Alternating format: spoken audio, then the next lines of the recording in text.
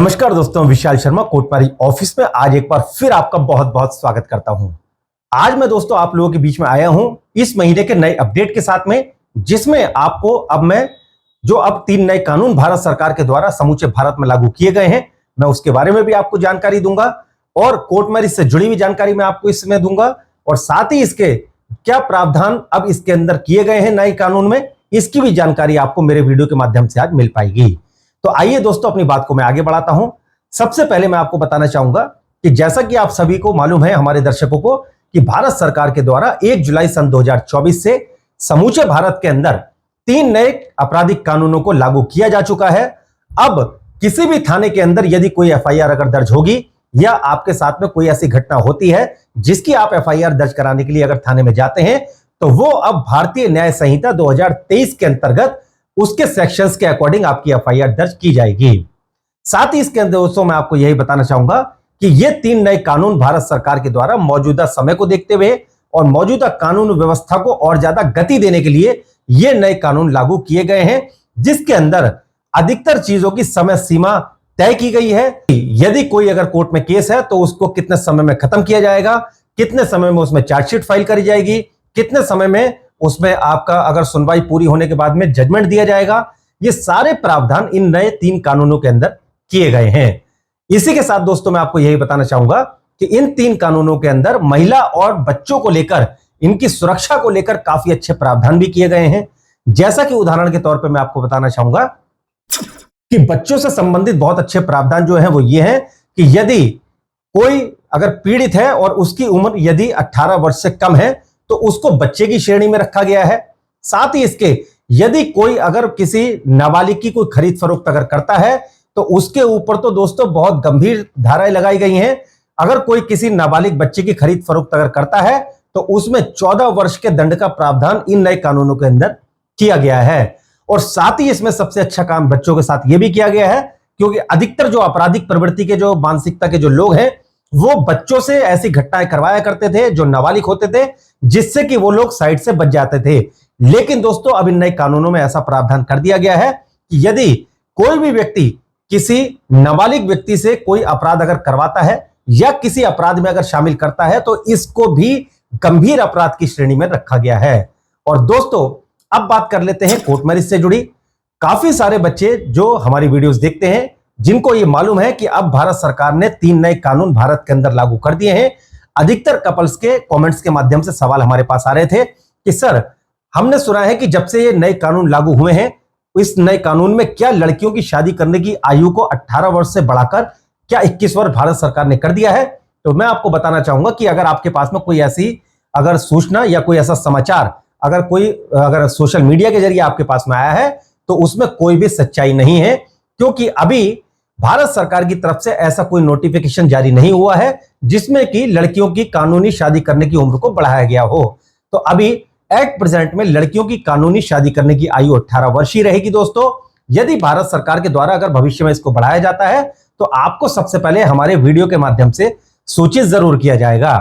अब दूसरा प्रश्न हमारे पास में आया था, एक हमारे दर्शक ने हमसे पूछा था कि सर, ये नए कानून जो लागू किए गए हैं इसका क्या कोर्ट मैरिज के ऊपर किसी प्रकार से कोई प्रभाव पड़ेगा क्या? जैसा कि गाजियाबाद में आकर कई सारे बच्चे एक ही दिन में अपनी शादी करना पसंद करते हैं, क्योंकि एक ही दिन में गाजियाबाद में शादी हो जाती है और वहां से कोई नोटिस भी नहीं जाता। तो कई सारे बच्चों ने हमसे यह भी पूछा था कि सर, ये नए कानून लागू होने के बाद में क्या अभी भी पहले जैसी प्रक्रिया सुचारू तरीके से गाजियाबाद में मैरिज चल रही है या उसमें कोई बदलाव हुआ है? तो मैं आपको दोस्तों अपने वीडियो के माध्यम से बताना चाहूंगा कि गाजियाबाद में अभी भी पूरे भारतवर्ष में से आकर कहीं से भी यदि आप लोग बालिग हैं और अगर आप लोगों ने डिसाइड कर लिया है अपनी मैरिज करने का, तो गाजियाबाद में आप एक ही दिन में अपनी शादी कर सकते हैं आकर। जी हां, एक ही दिन में आप पति पत्नी बन सकते हैं, लीगली हस्बैंड वाइफ बन सकते हैं और एक ही दिन में आपको वहां से कोर्ट का सर्टिफिकेट भी मिल जाता है। पहले आपकी आर्य समाज टेम्पल में, जो रजिस्टर्ड आर्य समाज टेम्पल है, मैं उसकी बात कर रहा हूं। रजिस्टर्ड आर्य समाज टेम्पल में पहले आपकी शादी परफॉर्म कराई जाती है हिंदू रीति रिवाज के तरीके से और फिर आपका कोर्ट के अंदर मैरिज का रजिस्ट्रेशन करवाया जाता है। तो इस पूरे प्रोसेस में 3 से 4 घंटे का समय लग जाता है। 3 से 4 घंटे में ही आप लोग पति पत्नी हो जाते हैं और किसी के घर पर भी कोई नोटिस या कोई चिट्ठी पत्री लेटर कभी भी कोर्ट से नहीं जाता है। और इस प्रोसेस की सबसे अच्छी बात दोस्तों ये भी है कि गाजियाबाद से अगर आप अपनी शादी करते हैं आकर, तो गाजियाबाद में जो मैरिज का सर्टिफिकेट आपको मिलता है, उस मैरिज के सर्टिफिकेट को आप लोग तत्काल ऑनलाइन भी चेक कर सकते हैं, क्योंकि जो कोर्ट से सर्टिफिकेट आपको मिलेगा उस सर्टिफिकेट के ऊपर तारीख और गवर्नमेंट वेबसाइट जो पोर्टल है गवर्नमेंट, वो भी लिखा हुआ आता है, आपकी डेट भी लिखी हुई आती है कि किस दिन कितने समय आपने अपनी मैरिज का रजिस्ट्रेशन गाजियाबाद में आकर करवाया है। और आप गवर्नमेंट वेबसाइट के ऊपर गाजियाबाद का मैरिज का सर्टिफिकेट ऑनलाइन भी चेक कर सकते हैं। अब दोस्तों बात हो गई ये मैरिज के प्रोसेस की। अब एक सज्जन जो हमारे दर्शक हैं उन्होंने ये भी पूछा था कि सर क्या कोर्ट मैरिज करने के लिए क्या डॉक्यूमेंट्स में कोई परिवर्तन हुआ है नए कानूनों के अंदर? तो मैं आपको बताना चाहूंगा दोस्तों, ये 3 जो नए कानून लागू हुए हैं भारत के अंदर, ये 3 क्रिमिनल लॉज यानी कि आपराधिक कानूनों को लागू किया गया है। इसका मैरिज से कोई भी कनेक्शन नहीं है। तो अगर आपकी जो कोर्ट मैरिज है वो एक डिफरेंट इशू है। ये 3 नए जो कानून हैं, ये 3 आपराधिक नए कानून लागू किए गए हैं। तो अभी भी गाजियाबाद में अगर आप अपनी मैरिज करने के लिए अगर आना चाहते हैं तो लड़का लड़की दोनों का आधार कार्ड और दोनों का आयु का प्रमाण पत्र जरूरी होगा। साथ ही इसके 2 गवाह भी जरूरी है। दोनों गवाहों का आधार कार्ड, पैन कार्ड और गवाहों के साथ में उनके फोटोग्राफ्स भी होना बहुत ज्यादा अनिवार्य है। एक हमारे दर्शक ने हमसे यह सवाल भी पूछा था कि सर जो गवाह कोर्ट मैरिज में लगते हैं क्या वो परिवार के लोग होने चाहिए या हमारे दोस्त या कोई सामाजिक व्यक्ति भी चल सकते हैं या नहीं? तो मैं आपको बताना चाहूंगा दोस्तों कि जब आपकी आर्य समाज मंदिर में शादी हो रही होती है तो वो शादी जो आपके गवाह देखते हैं वही आपकी मैरिज के अंदर गवाही देते हैं कि आपके गवाहों के सामने हिंदू विधि विधान के तरीके से आपकी शादी हुई है। जब कोर्ट में आपकी मैरिज का रजिस्ट्रेशन होता है तो वहां पर भी गवाहों के आधार कार्ड लगते हैं, पैन कार्ड लगते हैं, गवाहों के भी बयान कोर्ट के अंदर लिए जाते हैं। तो यदि कोर्ट मैरिज से जुड़ी आपके दिमाग में कोई ऐसी समस्या है या कोई ऐसी बात, ऐसे कोई प्रश्न है जिनके जवाब आप हमसे लेना चाहते हैं तो या तो आप नीचे कमेंट सेक्शन में लिख सकते हैं, हमारे द्वारा आपके उन सभी प्रश्नों के उत्तर जरूर दिए जाएंगे, या आप हमें सुबह 10 बजे से लेकर शाम को सिर्फ 7 बजे तक आप हमारे इन नंबर पर कॉल करके जानकारी प्राप्त कर सकते हैं। मेरा आप लोगों से निवेदन है दोस्तों, कॉल करने से पहले आप लोग समय अवश्य देखिए।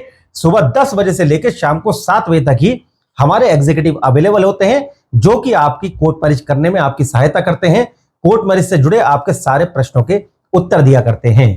तो इसी प्रकार दोस्तों बने रहिएगा हमारे कोर्ट मैरिज ऑफिस के साथ में। ये वीडियो आपको पसंद आई हो तो जिनसे आप शादी करना चाहते हैं उनके साथ में आप ये वीडियो हमारी शेयर जरूर करें।